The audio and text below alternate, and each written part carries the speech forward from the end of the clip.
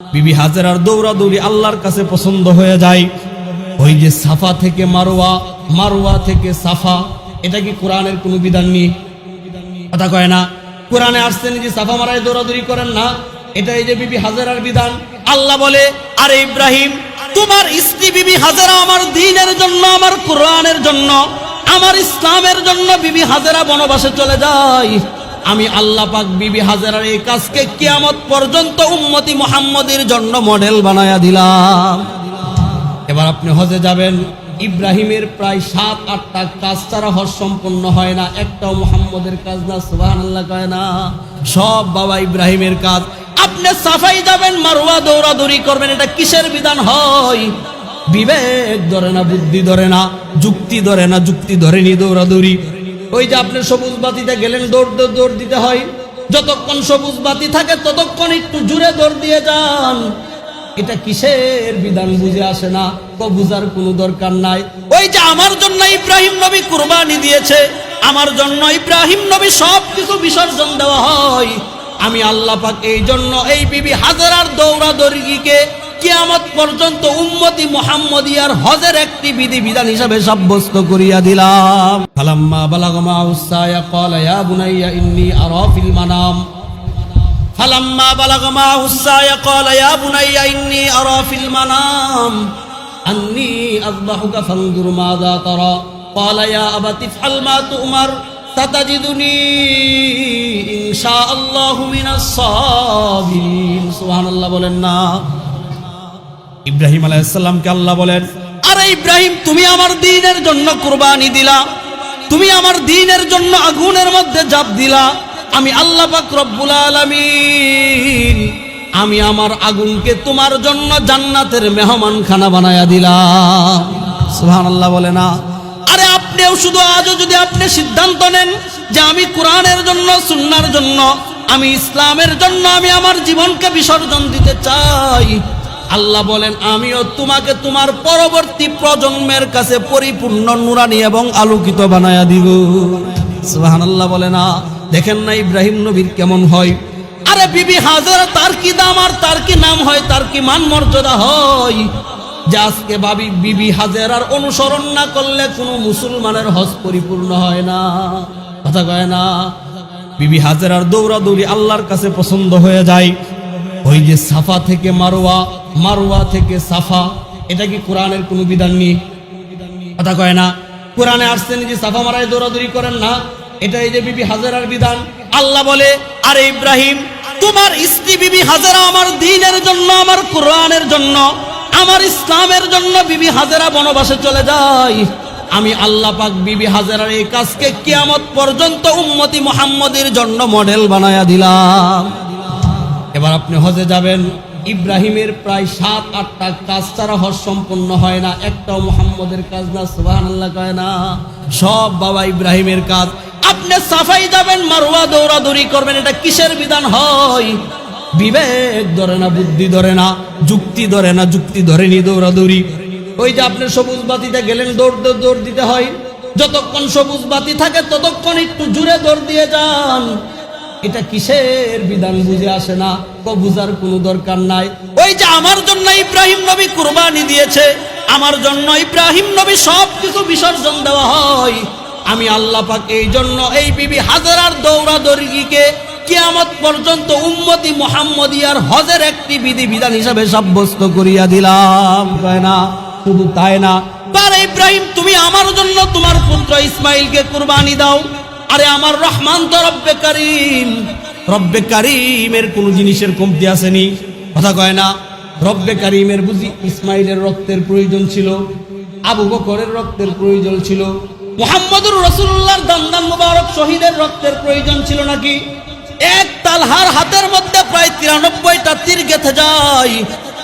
এক হাত তালহাতু ইয়াদু সাল্লাহ, এক হাতের মধ্যে নবীজিকে বাঁচাইতে গিয়ে উহুদ যুদ্ধের ঘটনা। তালহার এক হাতের মধ্যে 93টা তীর নিক্ষিপ্ত হয়েছে। কয়টা তীর? এবার বলেন তো দেখি, তালহার হাতের তীর নিক্ষিপ্ত করে তালহার হাতকে প্যারালাইসিস করা মালিকের কোনো প্রয়োজন আসেনি? তাহলে কেন তালহার রক্ত নেই? কেন আবু বকর সিদ্দিকের রক্ত নেই? কেন সুমাইয়ার লজ্জা স্থানে বর্ষা দিয়ে আঘাত করা হয়? কেন বেলালকে মরুভূমিতে শোয়ানো হয়? কেন বেলালকে উত্তপ্ত মরুভূমিতে শোয়ানো হয়? ইসলামের এত এত কঠিন কঠিন বিধান সাহাবাদের মধ্যে কেন প্রয়োগ হয়? আল্লাহ বলেন আর কোনো কারণ টারণ না, আমি যাকে পছন্দ করি তার রক্তকেও ভালোবাসি। সুবহানাল্লাহ কয় না? আমি যাকে ভালোবাসি তার রক্তটাকেও ভালোবাসি। এই জন্য আল্লাহ বলেন কোরআনের বিধান, আমি সমস্ত নবী রাসূলদেরকে যেই পরিমাণ কষ্ট দেই নাই, সুবহানাল্লাহ বলেন না, আমি সমস্ত নবী রাসূলদেরকে যেই পরিমাণ কষ্ট দেই নাই, সমস্ত নবী রাসূলদের কষ্টকে যদি এক পাল্লার মধ্যে রাখা হয় আর আমার আপনার মাহবুবের কষ্ট যদি অন্য পাল্লায় রাখা হয়, মাহবুবের কষ্টের পাল্লাকে আল্লাহ পাক সবার চাইতে ভারী বানাইয়া দেয়। আরে আল্লাহ যদি চাইতেন বদর, উহুদ, খন্দক মুহাম্মদুর রাসূলুল্লাহর উপর একটা পরিমাণ আঘাত ব্যতীত ইসলামকে বিজয় করতে পারতেন না। আল্লাহ পাক রক্ত কেন নিলেন? আল্লাহ বুঝাইলেন ইসলাম হইল আমার, কোরআন হইল আমার, দিন হইল আমার কাছে সবচাইতে প্রিয় আমি রব আল্লাহ। সুবহানাল্লাহ কয় না? আমি সবচাইতে আমার কাছে প্রিয়। 2 নাম্বার আমার প্রিয় হইল আমার কোরআন, 3 নাম্বার আমার প্রিয় হইল নবীজি। আমি প্রিয়, আমার কোরআন প্রিয়, আমার নবীজি প্রিয়। এই 3 প্রিয় জিনিসকে বাস্তবায়নের জন্য যারা তাদের জীবন দেয়, রক্ত দেয়, তাদের গাম দেয়, অর্থ দেয়, শ্রম দেওয়া হয়। এই 4th নাম্বার প্রিয় হইল যারা তাদের রক্ত দিবে তাদেরকেও আমি আমার প্রিয় বানায়া দিব। আমার কোরআন দামি এক কিতাব, আমার সুন্নাহ এক দামি রাসূলের হাদিস, আমার নবীজি দামি, নবীজির বিধান দামি। অদামি মানুষের রক্ত নেওয়া যাবে নি? মসজিদটা হইল দামি দামি দামি জিনিস, অদামি মানুষের কিছু নেওয়া যায় না। এই জন্য আল্লাহ বলেন কোরআন দামি, সুন্নাহ দামি, রাসূল দামি। আমি আমার এই দামি জিনিসকে প্রমোট করার জন্য আমার শ্রেষ্ঠ বাগা বাগা ব্যক্তিদের রক্তকে আমি ইসলামের জন্য কবুল করিয়া নিলাম। সুবহানাল্লাহ। তো বলতেছিলাম ইব্রাহিম নবীর কুরবানি আল্লাহর কাছে কবুল হয়ে যা, আল্লাহর তো রক্তের কোনো প্রয়োজন নাই। ফালাম্মা বা আল্লাহ কি বলেন? লাইয়ানালাল্লাহু লুহুমুহা ওয়ালা দিমাউহা। আল্লাহ বলেন না কোনো গরুর রক্তের প্রয়োজন আছে আমার, তার মাংসের প্রয়োজন নাই, চামড়ারও প্রয়োজন নাই। মালিক আপনি কি চান, আপনার কি প্রয়োজন? আল্লাহ বলেন ওয়ালা কি ইয়ানালুহুত তাকওয়া, যে আমি দেখতে চাই কার দিলের মধ্যে আমি আল্লাহর জন্য কি পরিমাণ ভালোবাসা আছে, আমি এটা শুধুকে দেখতে চাই। সুবহানাল্লাহ। তাহলে ইব্রাহিম নবীকে আগুনে ফেলায় আমার মাওলার কোনো লাভ আসেনি, হাজারাকে বনবাসে দিয়েও মাওলার কোনো লাভ নাই। কিন্তু ওই যে দামি জিনিসের জন্য দামি মানুষের কুরবানির প্রয়োজন। এবার দেখেন না ইসমাইলকে কুরবানি দেয়, ইসমাইল জবাই হয় না, পশু একটা জবাই হয়ে যায়। আল্লাহ বলেন আরে ইব্রাহিম তুমি না আমার জন্য আমাকে খুশি করলা, আমার জন্য না তুমি বিসর্জন দিলা, যাও যাও ইব্রাহিম, আমিও আল্লাহ পাকের হুকুম হয়ে যায়। কিয়ামত পর্যন্ত প্রতি বছর কোটি কোটি কোটি কোটি হাজার হাজার মিলিয়ন মুসলমান তাদের অর্থ এবং কষ্টে অর্জিত টাকার মাধ্যমে তোমার ইসমাইলের জবাইয়ের বিধান কিয়ামত পর্যন্ত আমি ওয়াজিব বানায়া দিলাম। শুধু তাই না মেরে মুহতারাম ভাই ও মাতা ছিলা, এরপরে খতনা করা সব সুন্নত ইব্রাহিম, সবকার সুন্নত। দৌড়াদৌড়ি করা, জমজমের পানি খাইলে সব আসেনি নাই? আরে কোন মুসলমান যদি অসুস্থ হয়, রোগী হয়, যদি তার ঈমান এবং বিশ্বাসের চূড়ান্ত পর্যায়ে চলে যায় আর ওই জমজমের পানিতে নিয়ত পরিশুদ্ধ ভাবে খায়, আল্লাহ বলেন ওই ব্যক্তির হাজারো ধরনের অসুস্থতা আমি সুস্থ করিয়া দেই। বলেন তো জমজম পাইলাম কার কারণে?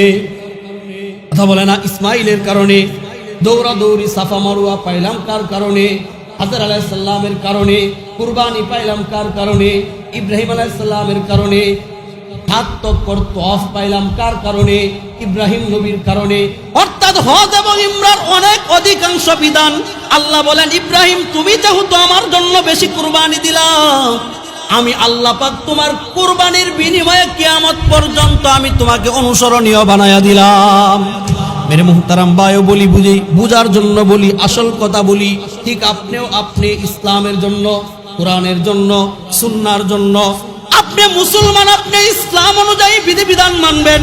ইসলাম অনুযায়ী নিজেকে পরিচালিত করার জন্য আপনি নিজেকে যতটুকু কুরবানি দিবেন, আল্লাহ বলেন আমি তোমাকে তোমার পরবর্তী প্রজন্মের কাছে তত বেশি চমকায় দিব। সুবহানাল্লাহ। সহিহ বুখারীর বর্ণনা, বুখারী শরীফের এক বর্ণনা আসছে, সাহাবীর নাম হইল আব্দুল্লাহর নাম কি? কথা বলে না। সাহাবীর নাম কি বলেন না? সাহাবীর নাম আব্দুল্লাহ। 12 বছরের যুবক, বয়স তার মাত্র 12 বছর। বাবা মারা গেছে, অমুসলিম ছিল, হিন্দু ছিল। বাবা মারা গেছে, মায়ের বিয়ে হয়েছে চাচার সাথে। মায়ের বিয়ে কার সাথে হয়েছে? মা মরলে তো মনে করেন বাফতা ওই, কথা কয় না। বাবা মারা গেছে, মায়ের বিয়ে হয়েছে চাচার সাথে। 12 বছরের যুবক আব্দুল্লাহর ঘটনা। যুবক শুনেন, আব্দুল্লাহ নিজের থেকে চিন্তা ফিকির করতে করতে ঘুরতে ঘুরতে একবার নবীজির সন্ধান পেয়ে যায় এবং নবীজির কাছে গিয়েছে। নবীজির হাতে হাত রাইখা কালিমা পড়ার মাধ্যমে মুসলমান হয়ে যায়। দেখেন না ইসলাম কিভাবে আসছে, এতটুকু বুঝেন। আব্দুল্লাহ আল্লাহর জন্য কতটুকু দেয়, আল্লাহ আবার কতটুকু দেয়, এটা শুধু বোঝানোর জন্য বলতেছি। এই বুখারীর বর্ণনা। আব্দুল্লাহ যখন ঈমান নিয়ে আসছে, বাড়িতে আসছে, সংক্ষিপ্ত আকারে বলি।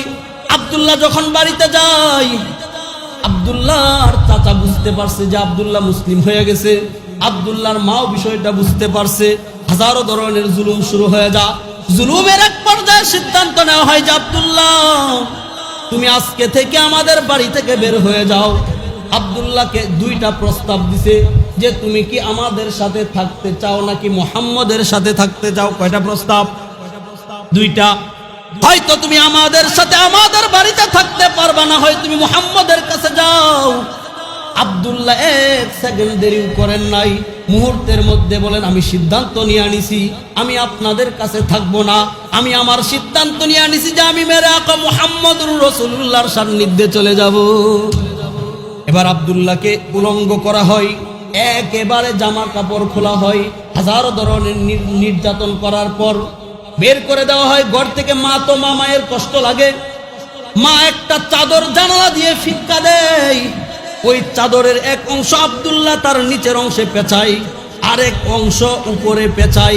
আল্লাহ বলে আরে আমার দ্বীনের জন্য কাপড় খুললা, আমার দ্বীনের জন্য কাপড় খুললা। আমি কিয়ামত পর্যন্ত ওই যে এক চাদর দিয়া শরীরের কয় ভাগ পেঁচাইলেন? 2 ভাগ পেঁচাইলেন। এটাকে আরবিতে বলা হয় জুলিয়াদাইন। আল্লাহ বলে তোমার এই চাদর পেঁচানো আমার কাছে এত পছন্দ হয়, আমার দ্বীনের জন্য তুমি উলঙ্গ হও, আমার দ্বীনের জন্য তুমি চাদর পেঁচাইলা। আমি কিয়ামত পর্যন্ত 2 চাদরওয়ালা নামটা হাদিসের মধ্যে তোমার নামে সংরক্ষিত করলাম।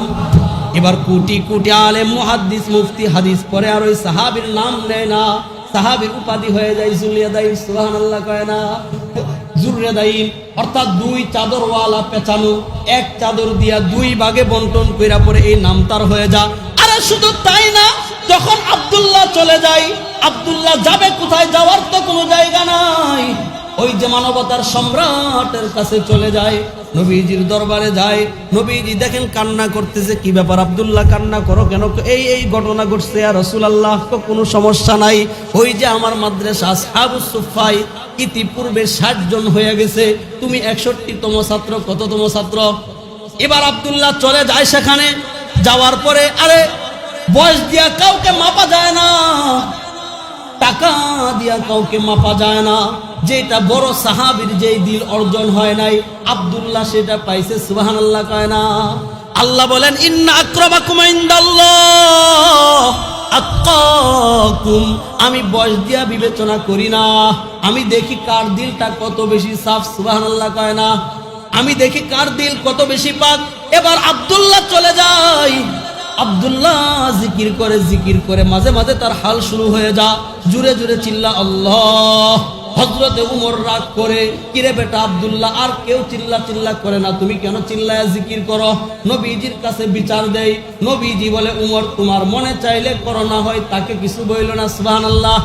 মানে আব্দুল্লাহর খেয়াল এত বেশি উপরে উঠে যায় যে তার মাঝে মাঝে আল্লাহর সাথে সরাসরি একটা রুহানি কানেক্ট আল্লাহ পাক করিয়া দেয়। যাই হোক মেরে মুহতারাম ভাই, দেখেন আব্দুল্লাহ আল্লাহর জন্য বাড়ি ছাড়লো, আল্লাহর জন্য উলঙ্গ হইল, আল্লাহর জন্য সম্পর্ক ছিন্ন করলো। আল্লাহ বলে আরে আব্দুল্লাহ আমার জন্য না তুমি এতক্ষণ দিলা, এবার চাইয়া দেখো আমি তোমাকে কি পরিমাণ দেই। তো কি পরিমাণ দিবেন মালিক? একদিন নবীজি সফরে যাচ্ছেন, সাহাবী আব্দুল্লাহ বাইনা করলেন, ইয়া রাসূলুল্লাহ, আপনার সাথে একটু যেতে চাই সফরে। কথা বুঝছেননি? অনেক সময় সফরে গেলে বায়না করে ছাত্ররা যে হুজুর আপনার সাথে অমুক দেশে যাব, তো বায়না করছে আপনার সাথে যেতে চাই, ইয়া রাসূলুল্লাহ কো চলো। এবার যখন যুদ্ধের ময়দানের দিকে রওনা হয়, কিছু দূর যাওয়ার পরে তাবু টানছে, হঠাৎ করে দেখে আব্দুল্লাহর শরীরে প্রচন্ড জ্বর, শরীর অনেক গরম। আরবের জ্বর কেমন হয় বলার সুযোগ নাই, প্রচন্ড জ্বর আসছে আব্দুল্লাহর। আবু বকর নবীজিকে জানাইলেন, উমরে ফারুক নবীজিকে জানাই যে আব্দুল্লাহর জ্বর আসছে।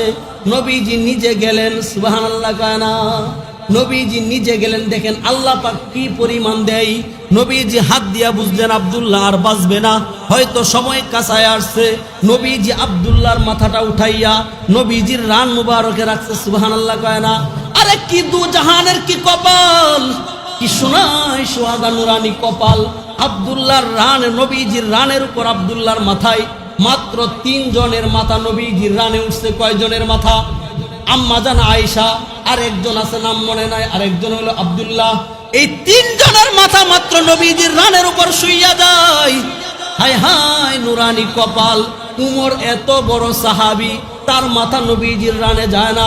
উসমান 2 মেয়ের জামাই, তার মাথা নবীজির রানে যায় না। হযরত আলী চাচাতো ভাই, তার মাথা নবীজির রানে যায় না। শুধু কার মাথা যায়? আব্দুল্লাহ। মাত্র 2-3 দিনের সম্পর্ক, কিন্তু আল্লাহ বলেন না না না, সম্পর্ক যদিও কম, রিলেটিভ নাই, মাগার তার দিলের সম্পর্ক আমার সাথে এত বেড়ে যায়।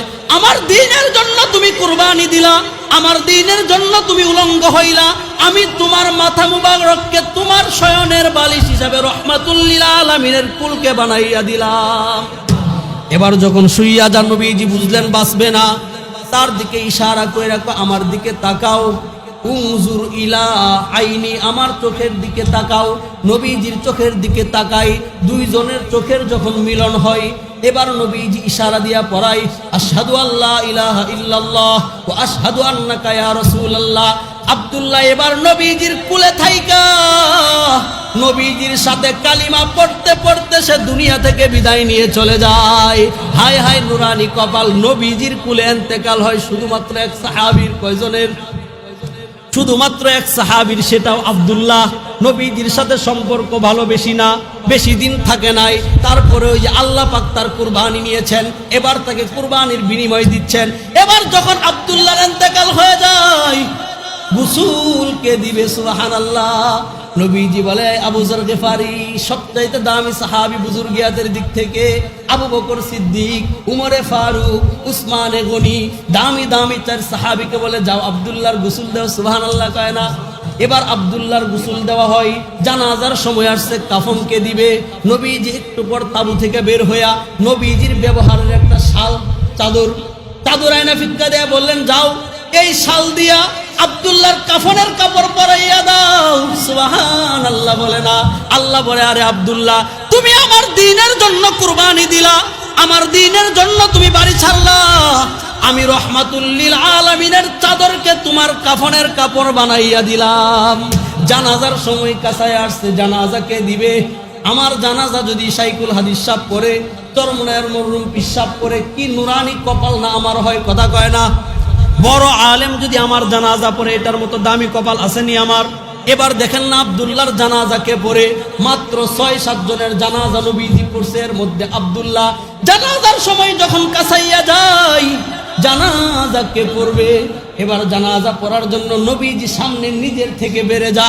আল্লাহ বলে, আরে তুমি আমার দ্বীনের জন্য ঘর থেকে যখন বের হয়ে যাও, তখনই আমি সিদ্ধান্ত নিয়েছি তোমার জানাজার ইমাম আমি রহমাতুল লিল আলামিনকে বানায়া দিলাম। এবার কাফন লাশ কবরে নামানোর পালা আসছে। বাবার জন্য ছেলে নামে, ছেলের জন্য বাবা। উনার তো বাবা আগেই নাই, চাচা মা থেকেও নাই, কে কার জন্য নামবে? হাই হাই রহমাতুল লিল আলামিনের কারবারটা দেখেন না। আবু বকর এক পাশে, উমর এক পাশে, উমর উসমান 2 পাশে, নবীজি সিনার নিচে হাত ঢুকায়া এবার নবীজি নিজের হাতে আব্দুল্লাহর আপনার কাফনের এই বডিকে কবরের মধ্যে স্বয়ং রহমাতুল লিল আলামিন নামায়। আল্লাহ বলে, তুমি আমার দ্বীনের জন্য কুরবানি দিলা, আমি তোমার কাফনের কাপড় নবীজির চাদর দিয়া দিলাম, তোমার জানাজার ইমাম নবীজিকে বানায়া দিলাম, কবরে নামানোর পালা নবীজিকে নামায়া দিলাম। ঠিক কিয়ামত পর্যন্ত যদি মুমিন মুসলমান, আমি আব্দুল্লাহর মতো যদি কোনো মুমিন মুসলমান দ্বীনের জন্য কুরবানি দেয়, আমি কিয়ামত পর্যন্ত তাকে উন্নত এবং সফলতার লক্ষ্যে পৌঁছার সমস্ত জিম্মাদারে আমি আল্লাহ নিয়ে নিলাম।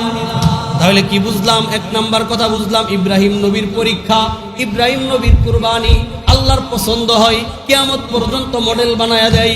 আব্দুল্লাহর কুরবানি, আব্দুল্লাহর ত্যাগ, আব্দুল্লাহর তিতিক্ষা নবীজির পছন্দ হয়, আল্লাহর পছন্দ হয়, কিয়ামত পর্যন্ত তার গল্পকে আমাদের জন্য আদর্শ বানায়া দেয়। ঠিক বেরে মুহতারাম বায়ো, দ্বীনের জন্য, নামাজের জন্য, কুরআনের জন্য আপনি যতটুকু কষ্ট করবেন, যতটুকু মেহনত করবেন, যতটুকু শ্রম দিবেন, এটার বিনিময় কে দিবে?